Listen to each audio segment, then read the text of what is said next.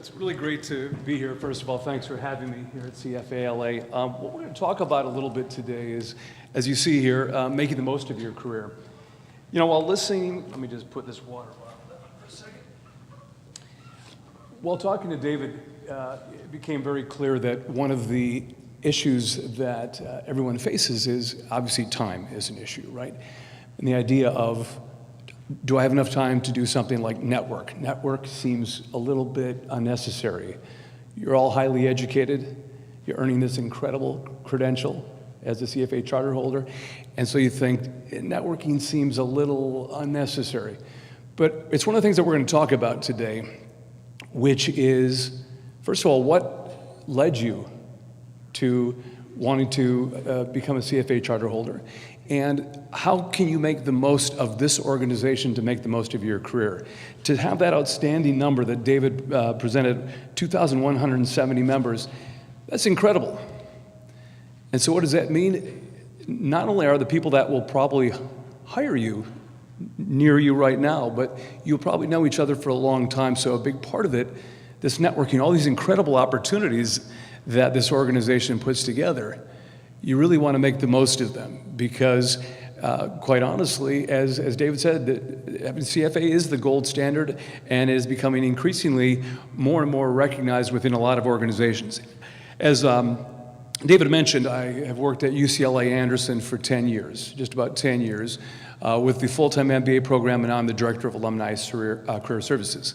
And so what that means, obviously, is there's a lot of CFA Charter holders that are also earning their MBAs to really get making the most of their career. What unfortunately happens, though, is they don't spend enough time really getting out there and getting their name out there. So we're going to talk a little bit about that today, and actually a lot about it. I'm going to present you with some frameworks that will hopefully help you redefine what networking is. It doesn't have to be an extroverted kind of in-your-face kind of activity. It's something where you're going to build relationships with each other, build friendships with other highly intelligent, highly qualified, credentialed people like those within this organization, and of course those outside of the organization as well. So I'm going to encourage a little bit of interactivity today, and I'm going to start with some questions. And I'm going to pick on the front row first, so just a little bit of a warning. So, with the glasses, second over, are you a CFA Charter holder? No, I'm a level 1 candidate. Level 1 candidate. Okay, so what led you to sitting down for a level 1? Honestly, which one here? Honestly, I think it's just because I feel that the finance world is very hard to even get into. That's right. Therefore, it'll make me more marketable. Absolutely. The finance world is very difficult, and becoming more marketable, absolutely critical. How about over here, this gentleman with the glasses? That's you, sir. More career options. More career options, right? In the back, the gentleman in the very back with the white shirt, that's you. What led you here? Isn't that a trick question? You can't say that there's CFA Charter holder level. Is it a trick question? Well, just what led you here in terms of the organization itself? After my MBA, I felt that I was a jack of all trades, and I wanted to be an expert. And that is the perfect answer. That he is not a plant here in the audience, but that's it. It's the gold standard. You're looked at as becoming an expert. And so you know your experts. You know what goes into passing level 1, 2, and 3. But the question is, when you sit down in an interview, does everybody else understand the value yet? If I can go back to you, have the people that you've met with, they understand the value of an MBA most of the time. Have they understood the value of the CFA Charter holder? They do, okay. Are the first round screeners? The first round screens, first round phone interviews?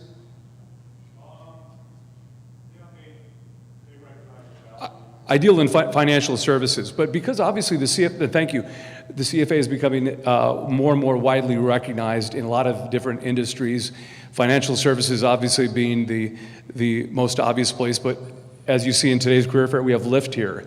I was doing a search last night, saw the company Dollar Shave Club is looking for CFAs. So there's a lot to be said for getting your name out there and sometimes anticipating that some recruiters and some people don't necessarily always understand the value. So part of it is your mission to be able to explain what the combined value of your experience really is. And we're going to go over some frameworks today which will hopefully help you if you're at the career fair and meeting some of the recruiting team and the hiring managers out there. I want to ask just maybe to someone in the front row, have you interviewed lately? Yes. Yes. How'd it go? I think well. Okay. Yeah. Are you a CFA charter holder now? I'm getting ready to take the First first exam. exam, okay. So do you feel that they understood the combined value of everything that you've done? Well, the CFA never came up. Never came up in the conversation. And again, and I'm glad you said that because ultimately you want to bring it up. So thank you for that answer. And that's the point. You want to be able to weave in the importance of being a CFA charter holder into the discussion. You don't have to spend a lot of time, but it is important when you're speaking about yourself and your ability to contribute value within an organization. So sometimes you do have to educate some of the people that you interview. So this happens quite a bit. So what I've seen over the years is obviously some really, really brilliant people that have a reluctance to network. Now, since this is a room full of CFA members, if you can be honest and say, who here in the room loves to network? Raise your hand if you love to network. Okay, that's about the amount that I thought. Okay, so thank you for your honesty. David, thank you very much for yours. It's understandable. Obviously, your expertise is not one that necessarily requires networking on a daily basis, or certainly is not part of your job. But what we want to talk about today is the importance of thinking of networking, again, a different way. And again, building relationships, building knowledge, building credibility, a lot of that is networking, and it does not have to look as transactional as sometimes the more extroverted people that do networking make it look like. So it's one of the things that we're going to talk about. And as we talked about, sometimes I've heard this complaint from some of the folks at Anderson that when they mention CFA and being a CFA charter holder, if it's a first round screener that's just going through a lot of different candidates, they might say, oh, that's great. Or they'll confuse it. I've had a couple conversations with people beforehand. If they don't have the experience, they may somehow confuse being a CFA charter holder with a CPA. And of course, the person has to clarify the difference. And that, of course, makes it a little bit of an uncomfortable conversation. And so with that in mind, what also happens is there's sometimes a reluctance for those that are charter holders to self-promote internally. Now, I'm going to ask another question. Who feels comfortable self-promoting internally? Raise your hand if you enjoy self-promoting internally. Yeah, and that's most people, right? It's not that comfortable. I saw 3 hands, and that's understandable. What we're going to talk about, we're going to talk about a couple frameworks here. And we all know that there's a time and a place to self-promote. It isn't every day. It's not about being obnoxious, right? It's not about ramming information down people's throat or being in any way condescending, but it is about being able to articulate the value of all your experiences, your education, and this great credential, this gold standard. So let me ask you, have you had other challenges? Would anyone raise their hand if you've come across any other challenge in trying to communicate the value of being a CFA charter holder? Anybody? Being a recent graduate, it's tough to articulate the value of the program to certain employers who may not be entirely familiar with it, especially when I don't have a lot of experience in this. That's right. That's right. So you've run across this. It's sometimes hard to articulate the value. What have you said so far to the recruiters? It's the gold standard. It's internationally recognized. It's a great program.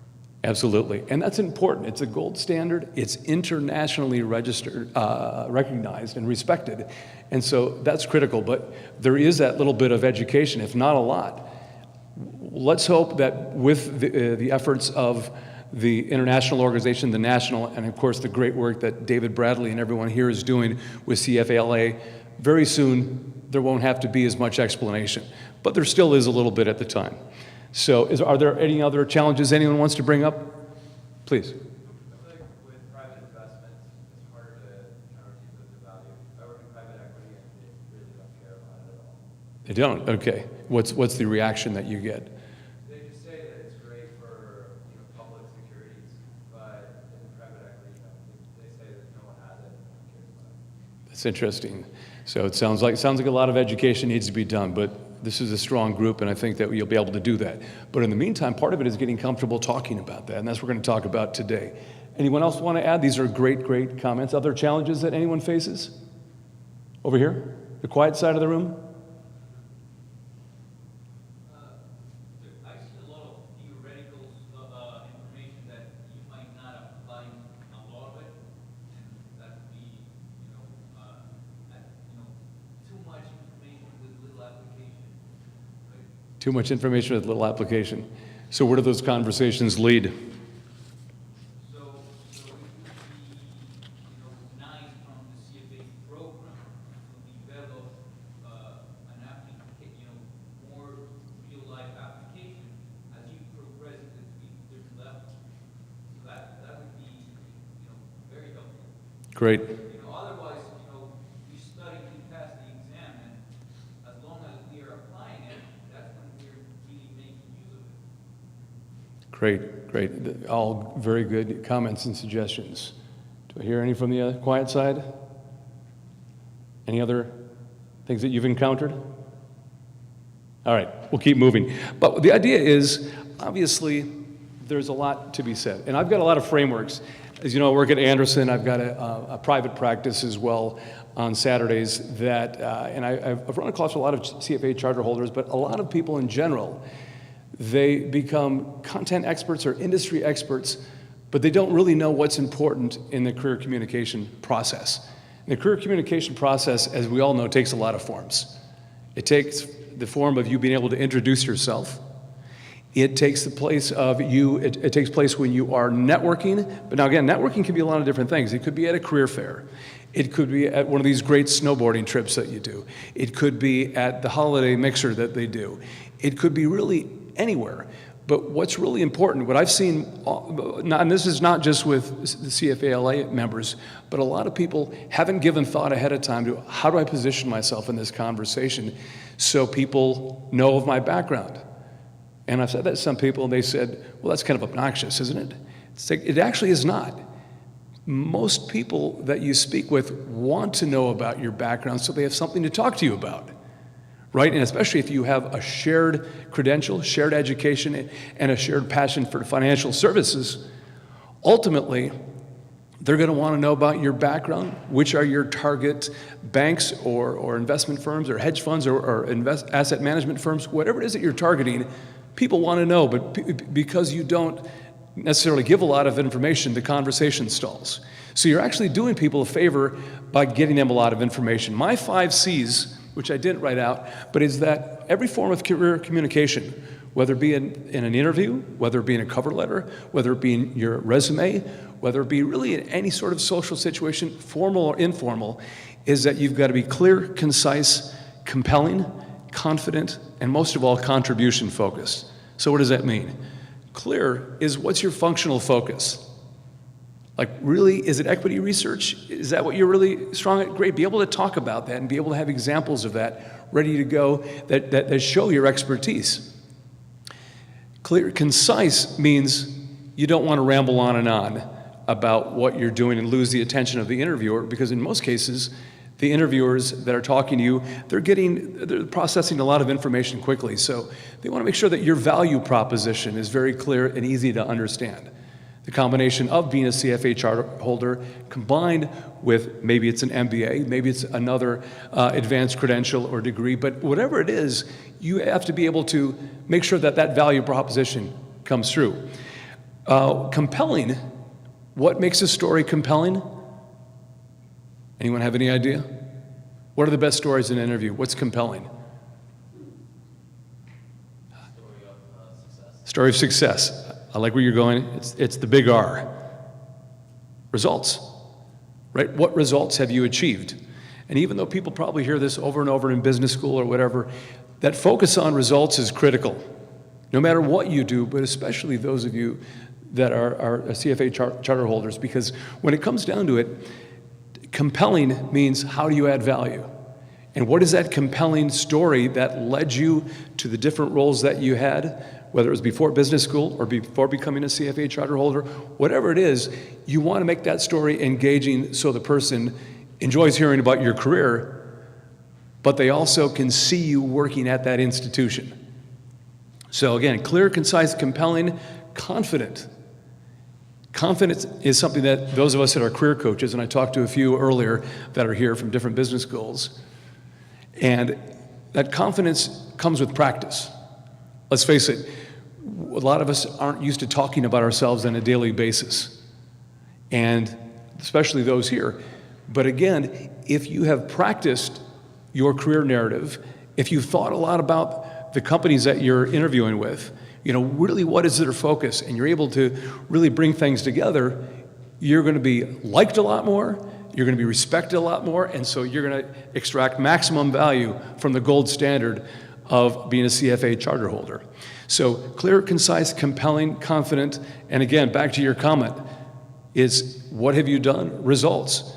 Contribution focus. How do you contribute? And having done probably thousands and thousands of mock interviews over the years at either Anderson or my private practice, I see a lot of very, very smart people underdeliver when it means the most.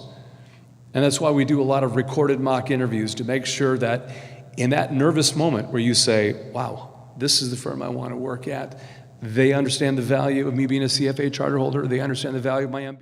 When you've done your research, when you understand the company, you understand the people that are there, you understand who the executive team is, you know, when possible, you've looked at the 10K that you of the company, you've really gotten involved and understood how you can create value, because you can't leave it up to their imagination, right? If you don't connect the dots, which we'll talk about again, you're unfortunately probably going to not make an effect or an impression either way. They'll probably say, oh, a really smart person. Well, why don't you want to hire that person? I don't know. It's just something that wasn't there. I don't know what it was. Again, you don't have to be the most energetic person in the room, but it's hard to fake it when you're not connected to an organization. And that's an organization of any type. So emotional ownership is just something that you demonstrate by really being invested in your answers in your interview questions, your conversations you have when you're doing what we'll get to later, I call impressional interviewing, all show that you want to contribute to that firm. And again, if you haven't thought it through ahead of time, it's a hard conversation. So showing emotional ownership, really emotional investment into the success of that company, being able to contribute is really, really critical. And ABT is one of my more recent things, and you'll see more acronyms than you probably have seen in a lifetime today, and so I apologize in advance. But asset-based thinking is one of the ones that seem to really resonate with a lot of the folks at Anderson, which is you're thinking about, how can I be an asset to this firm? How can I protect the assets of this company? How can I help build more assets? What can I do to not just communicate that I'm an asset, but to state why I'm an asset to this particular firm and understand how my background, my education, my being a CFA charter holder can create clear and immediate value, and I can be an asset to that firm. So many people in these mock interviews that I've done and all the career coaches have done, the answers are good, but again, they're not showing that someone can be an asset. They're just answering questions. So a good interview and ultimately a good employee is someone that's always thinking, how can we make this company, how can we make this institution more successful in the most ethical possible way? Which again, I know is important in being a CFA charter holder, and it's critical. Another distinguishing thing that makes it important to be a CFA charter holder. TYI, again, it sounds like TMI, but it's actually track your impact. When looking at your resume, as we talked about earlier, and in your conversations, do you talk about the impact that you've had within an organization? When they ask you, why do you want to work here? Do you say, Oh, because I've always been interested in Causeway Capital. I've always been interested in fill-in-the-blank company, right? That's not really the answer they want to hear. It's almost a trick question. What they're really trying to say is, how can you be an asset? So it's important, starting with your resume, to always talk about what impact have I had?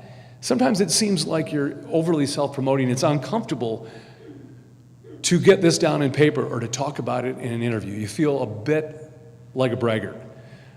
But if you don't, they don't know of your value.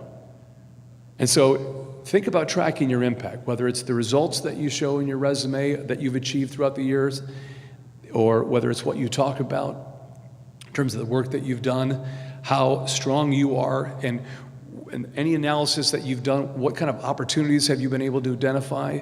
What kind of threats have you maybe averted from great analysis of whatever it is that you're working on? So think about your impact in all parts of the process. And another thing that I'm always surprised, EOQ is the one that is without doubt probably the most applicable here. And it's not just EQ, which is, there's IQ and EQ. EQ, of course, is emotional intelligence. But EOQ is the expectation of quant. I'm always surprised when I see the resume or hear a conversation with some of you who are some of the greatest quantitative minds, and there's no quantified results anywhere. There's no numbers. And you think, that's a little strange, because with your backgrounds, there's got to be a way to measure your success. Maybe what you did in the process of your previous roles didn't necessarily help to increase the company's profitability or increase revenue by 25% in a 3-year period, but there was impact. And so it's important to track your impact, and there's an expectation that you're going to quantify whatever results that you can. If you don't, it actually looks a little strange. And those of you that are Anderson alums here in the room have probably heard this to the point that it makes your head spin. Is that true? Yes, it is. Do you have a lot of numbers on your resume? Good. So, again, the functional focus, again, whatever it is that you do, the great thing about LinkedIn and all the job sites, whether they be finance-focused or not, is that you have so many publicly available job descriptions to make sure that you are looking at those roles and saying, do I have what this particular role is looking for? I've got this great background, but does it really match the type of roles that I'm targeting? So really think about your functional focus and make sure it's aligned, and knowing that one resume, one conversation, one interview approach doesn't work with all firms, even though your education and being a CFA charter holder says a lot about you. It says a lot, but then you have to bring it further. So think about functional focus. IBNR is when people start talking about things earlier in their career. It's interesting, but not relevant. And sometimes we've heard a lot of people go through a process where they talk about this huge journey that led them eventually to business school or eventually to becoming a CFA charter holder. The problem is it's an interesting story, but you completely lose track of what relevance this has to creating value. So think about this, because so much of this process to get your jobs, including what you're going to do at the career fair, involves good storytelling, great storytelling. And that emotional ownership, that engagement is really, really important. Sometimes you come from backgrounds that aren't necessarily relevant. And so you say, well, my previous background really, as an attorney, was that a little hard translating? Oh, yeah, definitely. People would always wonder how I got interested in equity research or interested in finance at all. Right. My experience being an attorney, they think most of their work with communication, work, that's numbers, it's difficult. So trying to make that transition. That transition was tough, right? From being an attorney. So to that idea, my guess is a lot of what you did was, again, about kind of losing the context of law, but focusing on every other part. You worked on an M&A, in an M&A group? Right. Okay. And there were some opportunities that I had kind of quantified, used numbers to display that previously as an attorney, even though, it wasn't directly really finance, it still had quantitative impact. That's right, that's right. And so it meant that you had to translate a little bit more. And I think everyone in the room does translation in a different way. And that's a perfect example of really switching functional focus. So much of that translation is really critical. So think about, in your story, are you talking about things that this company cares about? Does it relate to their business model or to their investment strategy, or does it really tie to what they need? Think hard about, am I telling a great story for the wrong company? We see that a lot, and so it's really important. And my friend Venn is one of the odder terms that I came up with, but it's as simple as a Venn diagram. Two circles, right, that cross in the middle. When you've got your background and you've got another company that you're targeting, it's worth your time to say, okay, where's the overlap here? I can't assume that everyone that interviews me is going to see the overlap. You may see it, they may see it slightly, but I really believe in creating a Venn diagram to really say, where's the overlap? Because the more things that overlap and the more experience that overlaps, in addition to your credential and education, the more successful you're going to be at convincing them that you can add value to that organization. So other things, I mentioned this to a couple people. This one is one of the nuttier ones. I try to do what I do with a bit of a sense of humor. And I talk about the magic eyes. And I've had people kind of, when I first mention it without context, their eyes glaze over a little bit and they look at me very strangely. The magic eyes are action words, action verbs specifically, that you should use in your resume, you should use in your conversations, and every part of the process. I hate to admit this, but I've been a career coach a lot of years and looked at thousands and thousands of resumes, and I thought, my God, the best resumes have I action verbs that start these sentences. So increase profitability more than 25% in a 3-year period by analyzing and identify a potential $3 billion market. Whatever it is that you did, this speaks to measurement and ultimately speaks to success. Any of you that do research and analysis, you're always identifying opportunities, problems, and there is so much to speaking to be able to identify through the great analysis that you did, things that will influence an organization. Improve, obviously, if you're improving a process. All of you are great quantitative minds that are probably always improving a process. That's something that you can measure and certainly that you can talk about. Because what is an interview and what is ultimately a resume? It's a historical record of achievement. You being able to give them essentially a greatest hits collection of your career up to that point in a way that they say, okay, this really aligns well with the needs of our institution or organization. So what did you improve in terms of process? Or perhaps you increased productivity by doing a real in-depth analysis of some company's supply chain or whatever it is that you did. Think about what you improved, whom you may have influenced, what process you may have influenced, and ultimately innovation. You know, there's so much that you can speak to in terms of innovation when you're in this field. So those are some things to think about. The leads principle is simply people take your lead in how to treat you.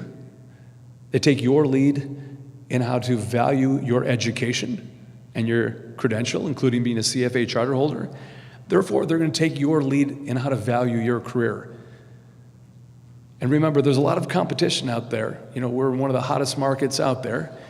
So what does that mean? You have to stand out. You have to differentiate yourself. And you do it by knowing your own value, but also knowing other people's value. It's also building those relationships through CFA LA. So think about, people are going to be very influenced by how you present yourself and how you present your ability to contribute to a company. The diminishing principle is something, those of you that, and that's everyone in this room, very strong quantitatively, obviously, probably think, well, it's no big deal. You know, it's a lot of people do this. No, it's a big deal. Those of you in the room are probably going to create companies, save companies, probably help companies get to the next level, and you've got to be able to own your place in that and not diminish what it is that you do, because it's an incredible skill set that you gain through becoming a CFA Charter holder, whether it's level 1, 2, or 3. So ultimately, Try not to diminish what you do. This is something that I've really worked on over the years. For years, I looked at old career books, and they talked about informational interviews. And obviously I knew what those were, having worked in this area for 14 years, but I always hated the term. Any idea why I could not stand that term?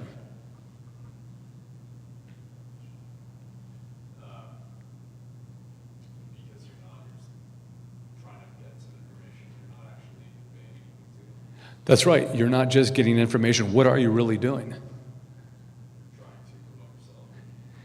You're trying to promote yourself partially, but you're also trying to make a connection. And I never thought that the term informational interview was all that strong. I should say it's not strong any longer. The problem is the term, I think, and I researched this, I think it's from 1971. A little bit's changed since 1971. It was a great idea at the time. A guy named Dick Bowles, who wrote "What Color is Your Parachute?" came up with the term. Great idea. The idea is get in front of people, talk about your background, get to know them, and then stay on the radar. The difference is now we have so much publicly available information that there's no excuse for coming into an interview without a lot to say and to connect the dots. And so that's not just for your interviews anymore.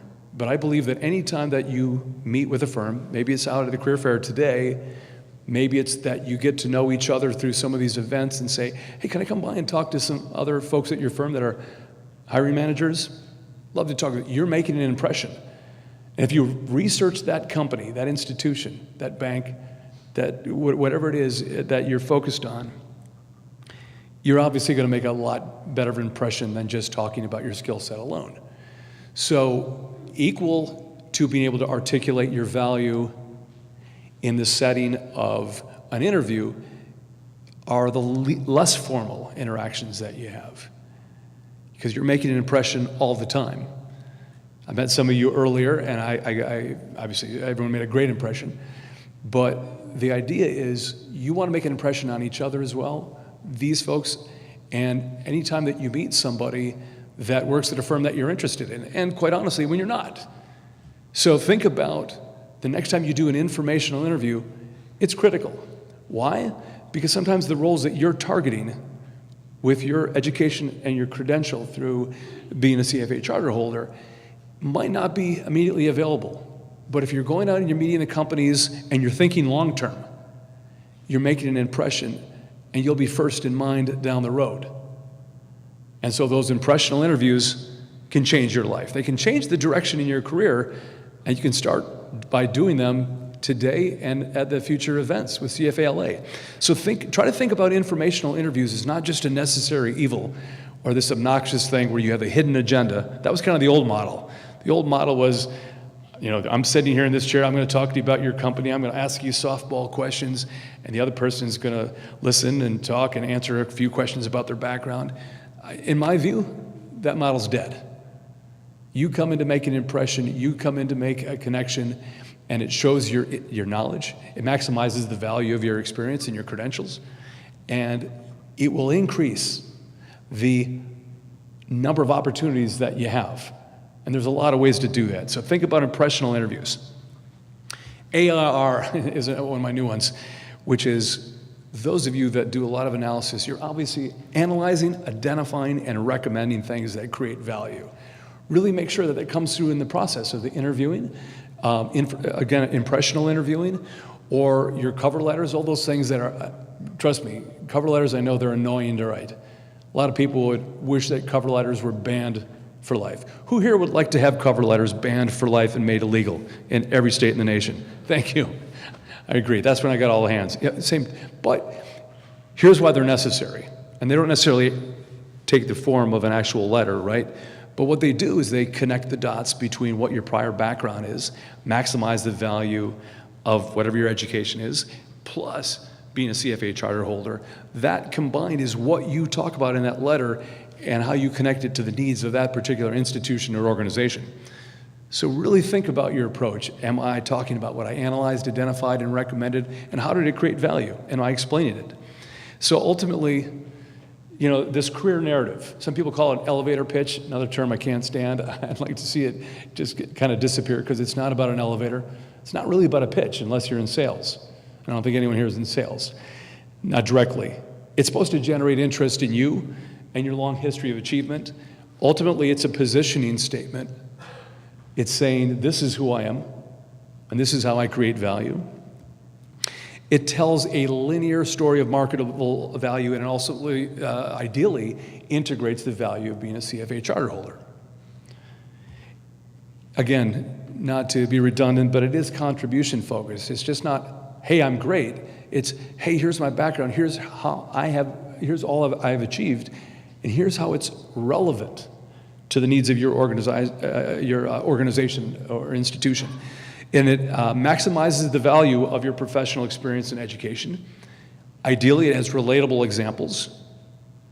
Obviously, you'll have different examples for different people, but in the hiring process. But if you know someone's background, if you've looked them up on LinkedIn ahead of time, you know who you're talking to, you get a better idea. You can have more to talk to them about.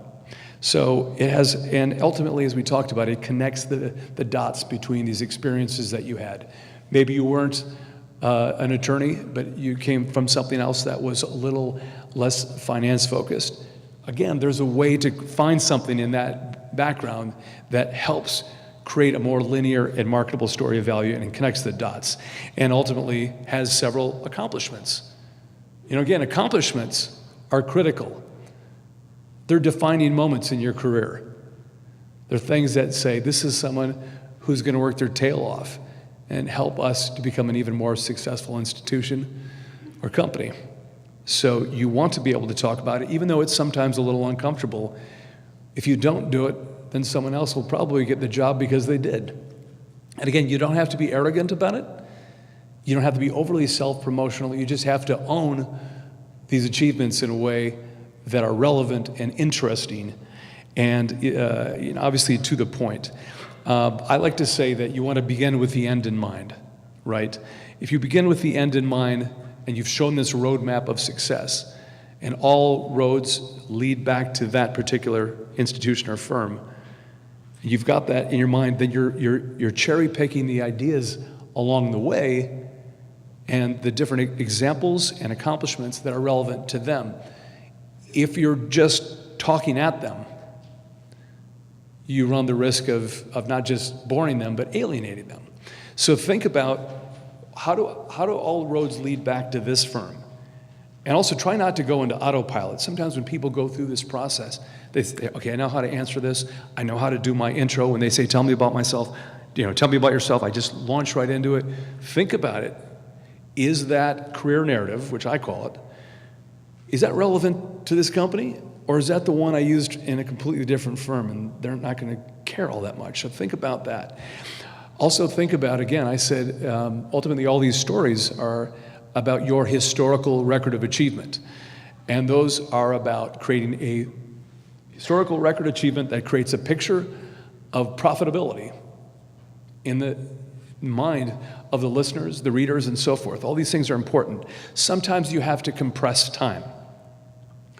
Sometimes I've seen folks of different ages here in the room, and sometimes that you had a long and interesting career, but it took you a while to get to this point.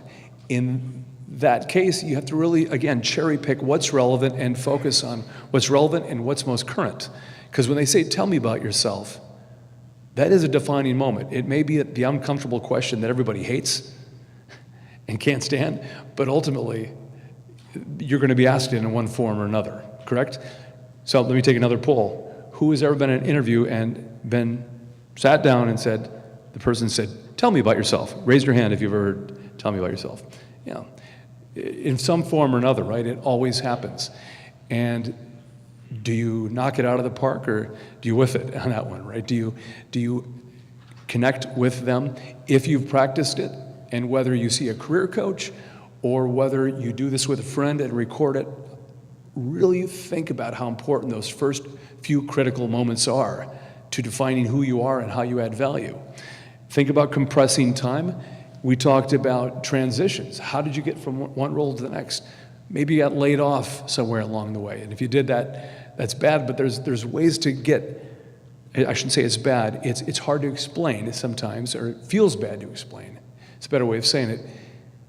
Ultimately, there's ways to have smooth transitions while being completely truthful. So again, if you've suffered job loss, I mean, obviously, in 2008, a lot of people lost their jobs, but most people, you know, are hopefully gainfully employed in financial services, but it looks very different. So there are ways to deal with those transitions in a way that won't sabotage you, but rather show that you were persistent and able to land something new. And we talked earlier about translation. The translation of your experience is important. You know, again, all of you probably come from slightly different backgrounds, sometimes very significantly different backgrounds. How do you translate it? Who is it that I'm trying to translate to, and what kind of relatable examples do I have? I'm going to stop for a second to make sure, is there anything that I've gone over right now that has not been clear? Because we've got about 20 minutes left, and I just want to make sure that I'm not just rushing through this so far. We'll have a little time for Q&A at the end. I want you to be able to ask questions. So again, R&R is, in a perfect world, it's rest and relaxation, but for the process, the career management process, it really is about results and relevancy. What results do you have that are relevant to the needs of that institution? And again, plotting it out ahead of time, doing your research on that institution, understanding what they're about, how they differentiate themselves, really critical to the process. And if you plan it out ahead of time, your chance of getting hired go up probably 60%. And ending strong.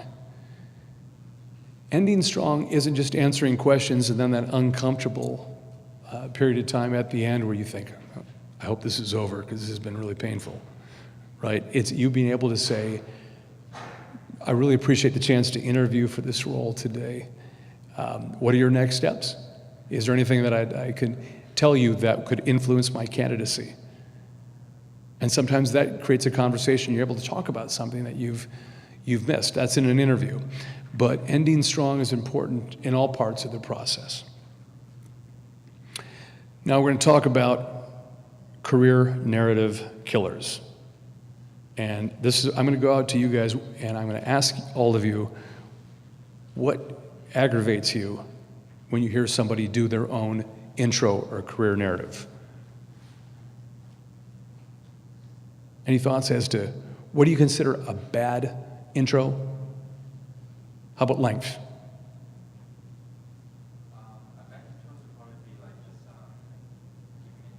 Can you raise your hand? I can't see who's speaking. Sorry, I thought you were. Thanks.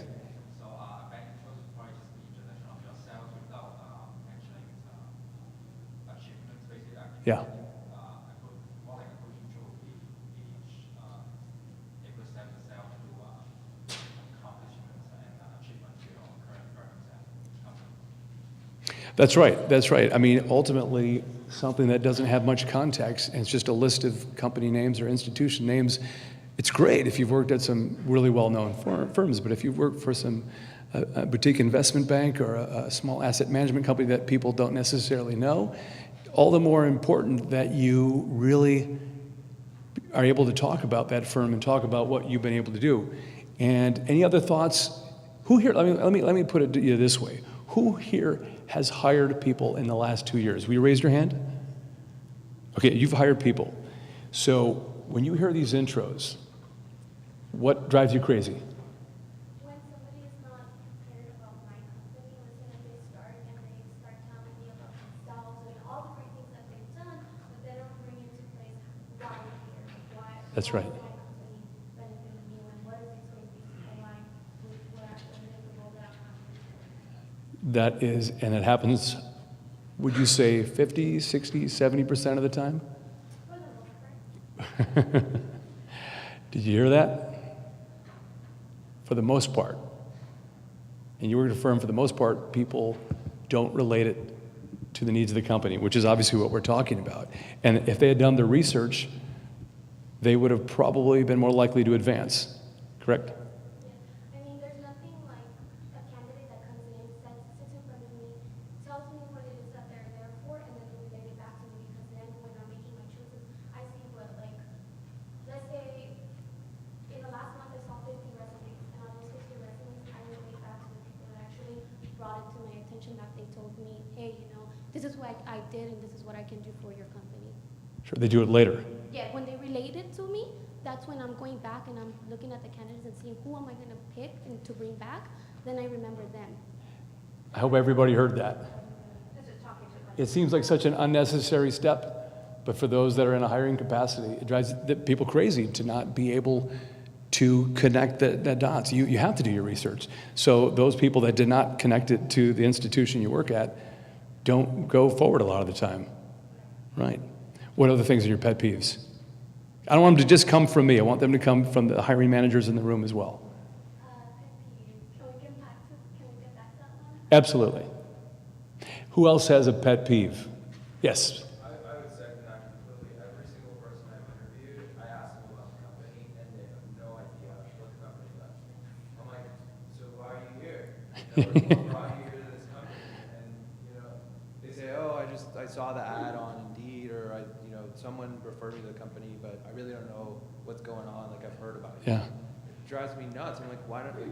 Because I personally prepared. I knew everything about the company when I interviewed there. That's right. So that I would say is like the biggest pet peeve. Another one is, By the way, is everyone hearing a theme here? Right. yeah, I mean, another one is people don't. I personally like it when they go chronologically, Right. and they kind of connect every step of the way. Mhm. And sometimes people kind of start in the middle, and then they go back to school, and then they go to their current position, and they go back to the middle, and it's kind of just. It's not tied together. It's not linear. And then it's just confusing to try to follow. It just feels like you're bouncing all over the resume. And, Right. I mean, sometimes you don't have time to read the resume and prepare. And it's much more clear and better organized when someone just starts at the beginning and kind of explains every step of the way. And that gives you a much better idea, right? So, yeah, linear is structured. Yeah. Structured. Everyone here knows a lot about structure. I would imagine that's how you became so successful. Thank you for those. Those are great, and you're hearing a theme. Who else has pet peeves? Who else is a hiring manager? Would you give a pet peeve?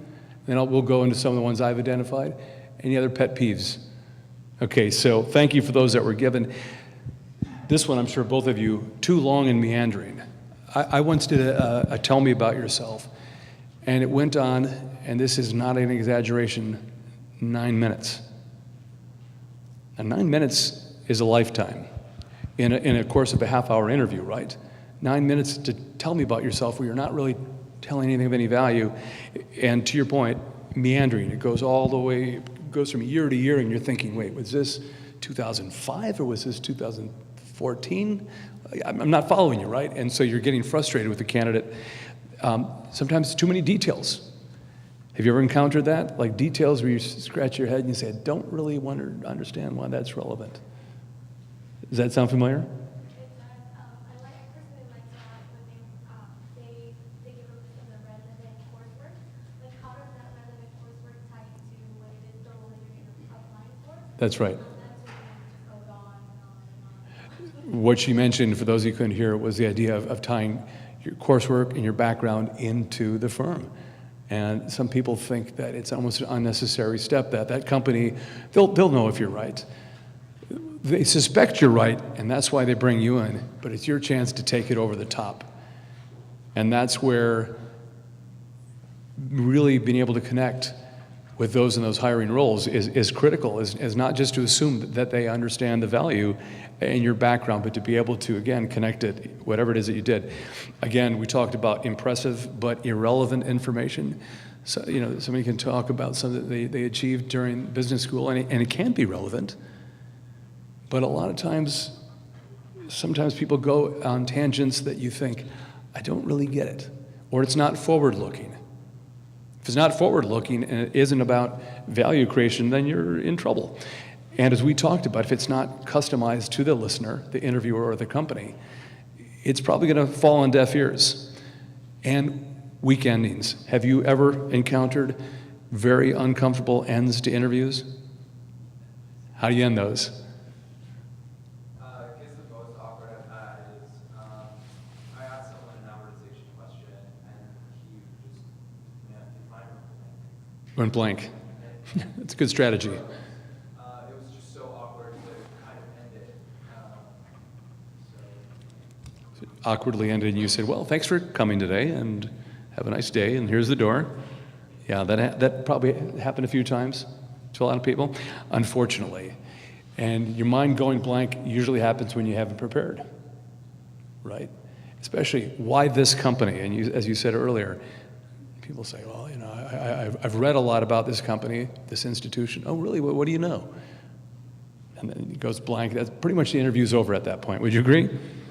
So these days, there's really no excuse. You can imagine in the 70s, 60s, whenever it is leading up to the internet, the creation of the internet, it's kind of hard to find out some of this information on these companies. So the old-fashioned informational interviews made sense, but now there's almost no excuse when you've got public companies with, you go to that investor relations page and you can download every possible SEC filing, every document, and you can find out a lot about that company if it's a public company. If it's a private company, you can still learn a lot from blogs. There are other databases where you can get this information. So there's really no excuse for not connecting the dots. So and an ending week. And ultimately, when you think about ending week, it could be just not really saying, hey, I would really be honored to work at this firm. You know, is there anything else I can tell you that would help? Or what else have I not covered? Or if it's not contribution focused. These are all really career narrative killers, and interview and informational / impressional interviewing type of killers and things that just to be aware of. But when it comes to career advancement, you know, again, you're always focused on value creation. You know, in terms of this process, how do you create value to this organization? Don't just talk about what you want. A lot of the questions are asked in a way that you get tempted to say, you know, if they say, you know, why Bank of America? Why Bank of America Merrill Lynch? And you say, well, I've always wanted to work there, and I really respect the institution because of blank, blank, and blank. That may be an honest answer, but it's not very effective. Because you're not talking about your ability to create value, you're talking about what you want. And that's what it sounds like they're saying, and sometimes they say, why do you want to work here? But it's a bit of a trick question, because really what they're trying to say is, why should we hire you? They might not say it that explicitly, right? What line do you like to say? When you really are not getting it, what do you push them to say? Well, I have a list of questions that I asked, but one of the things it is that line, why do you work here? Why should we hire you? Why should we hire you? What do you like to hear when they say, why should we hire you? Well, somebody that's done the research, because we know that you're a growing company, we know that I want to grow with the company, I want to contribute to your company. Those, somewhere along those lines, something to do with growth and contribution. Growth and contribution. Something that a lot of you know those words from a quantitative perspective, but from a literal perspective about, you know, growth and contribution. How can you help grow the company and contribute, right? And when you don't hear it, how do you feel about that candidate? Well, it kind of depends on case-by-case scenario, Yeah. and it kind of depends on what position it is that we're trying to fill out for. Okay. But at the end of the day, when you ask, why should we hire you, it goes along those lines. Like, have you done your homework about my company, and this is what it is that you can contribute for whatever position it is that we're going to hire you for. That's great. Thank you. And again, she is not a plant here in this audience. So the key also is network building. And again, just to bring it back to what we're really here to talk about, which is this incredible network that you have with CFA LA, not just CFA LA, but the fact that this is an international organization means that you can find other CFA charter holders throughout the entire world. And when you're visiting another country, whether it's for business or pleasure, it's probably in your best interest to maybe reach out, and maybe it seems a little odd or scary or awkward to reach out, but this is an exclusive club that you should be very proud to be part of, and try to connect with them in a lot of different ways. So connect with each other here in terms of build lifelong friendships, which was not only just great for your confidence, for your social life, for your happiness, but obviously for your career. It's really critical. So think about network building here, but also internally, the next organization. You could be working your tail off in an organization, but if nobody knows you, and the layoffs come, sometimes you can be a huge value creator and still be laid off because nobody knows what you do. So something really to think about, right, in terms of internal network building and also articulating the value of your previous experience. That's something that sometimes it takes a while to add these things up and to be able to articulate the value of being a CFA charter holder too. What does that mean for the people that don't know? Be able to have some examples, be able to talk about the successes that you've had and what it really means to the organization. And just the fact that you have this specialization and this depth is something that's important. And I use LinkedIn at the end with an exclamation point because I'm sometimes surprised how few people really use LinkedIn. They say, well, I'm not really a networker. I don't really like social networks. I say, well, LinkedIn is not really a social network in my view. It is an information source. It's a job board. It is it's full of incredible data. And it is a lot of things and a research tool that happens to be built on a social networking platform, in my view. Can it change your career? If you know how to use it right, if you know how to reach out to people in a way that compels them to want to get back to you. I'm always impressed with the people that reach out and don't just say, I'd like to connect with you on LinkedIn, but to say one or two lines. You get 300 characters to say something. For the most part, you're able to say something that's important. And again, what I'd like to do is just encourage you to redefine networking, try to attend CFA LA events, connect with other members, use LinkedIn. What I'd like to do in the last few minutes, because we're just about to go to the next section, is what questions do you have? Does this make sense, what we're talking about? Do you have any questions just in terms of the career management process? Anybody? Questions? I know they're not fun to ask in a big setting. Yes, please. I don't understand how to use LinkedIn effectively as you went out to me. Where can I go to learn? That's a really great question. And how do you go to learn LinkedIn? Fortunately, there's a lot of tutorials on, for example, YouTube. Also, a company that LinkedIn ended up acquiring, lynda.com, I'm sure you all know about that acquisition, has got all sorts of great tutorials on how to utilize LinkedIn.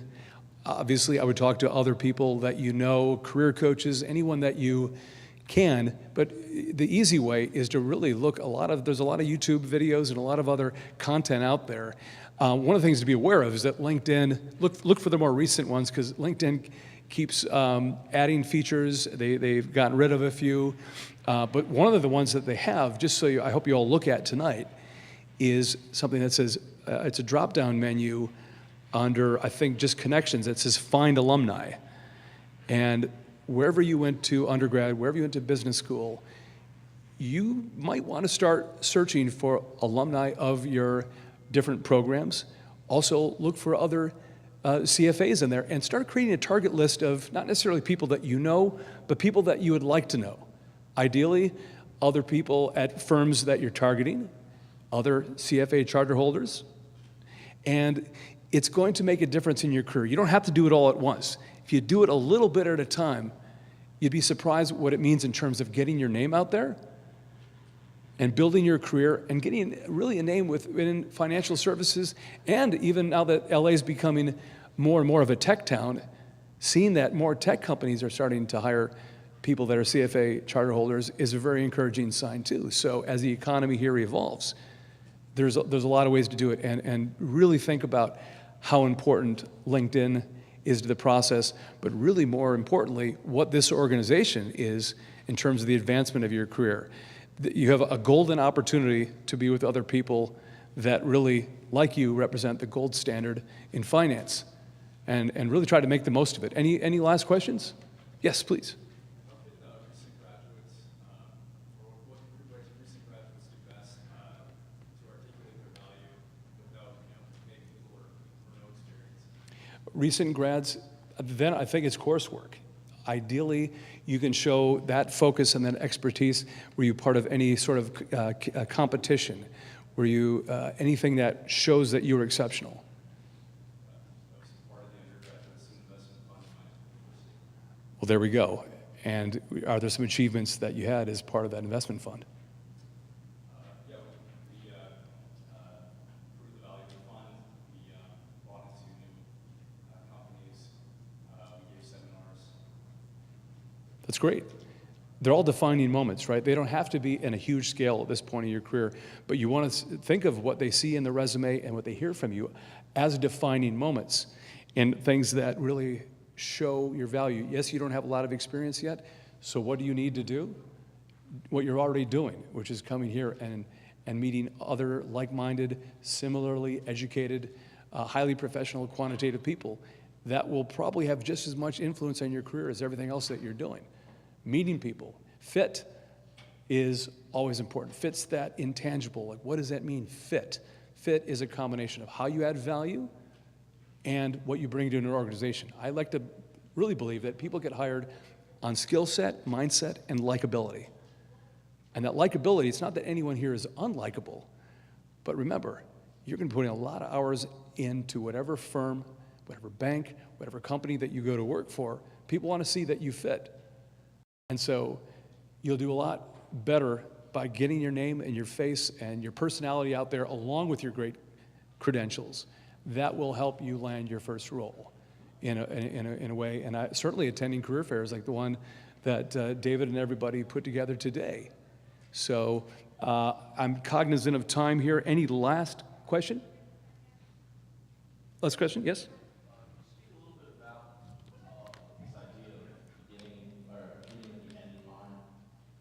Absolutely. Beginning with the end in mind is what we talked about here, which is how do all roads lead back to that firm? How can you customize some of the things that you talk about to be relevant to that company? Sometimes you don't have the exact experience, but perhaps in your research you found out something that was relevant, something that speaks to their investment strategy specifically, something that's unique to your experience that you saw in the job description. What I think way too many people do, and you hear from some of the examples that your fellow members told in this hiring capacity, was people go into autopilot and just deliver this story and just answer questions. Your goal is to have an interesting and engaging conversation where you are talking about contribution, and beginning with the end in mind is this idea of how does everything line up as closely as possible. It's never perfect, but how can it lead as closely as possible back to the needs of that institution, company, or firm? Yes, one more question? Do we have time? David, do we have? Okay, we've got time for. Thanks. David, you gave a lot of great advice. Thank you. However, you didn't touch on the value of hiring a career coach and how that could help you build your network. Okay. Can you talk about that and how Sure. someone, entry level, mid-career level could assess a career coach, hire them? Absolutely. And if there's a few of you in the room that I'm already working with, and I was very pleased to have some of you reach out to me when the marketing for this went out. So it is, I have a private practice that's limited, but it doesn't have to be me. There's a lot of great career coaches out there. Why people hire a career coach is, I think, in a lot of ways to help you market yourself more effectively, to help you make sure that everything that we talked about today is lining up. You are coming across in a way that where you're able to articulate your value, you're doing this in an engaging way, you're connecting the dots between your experience and ideally, and I'm a big fan of recorded mock interviews, you don't just hear the feedback from a career coach. And if you do hire any career coach, the first question is as painful as it is to watch yourself go through this process, say, do you do recorded mock interviews? Because you can really see where you're strong and where you're falling short by doing recorded mock interviews. It's a critical part of the process. So a career coach helps you market yourself basically on paper, LinkedIn, through the career management process, any part of that in a way that's going to make you a far stronger candidate. Does that answer your question? I've left my contact information here. I keep it separate from my Anderson account because I work with the alumni of the different MBA programs, but feel free to reach out to me if you have more questions. But more than anything, thanks for having me today. Enjoy your time with this conference, and great talking to you all.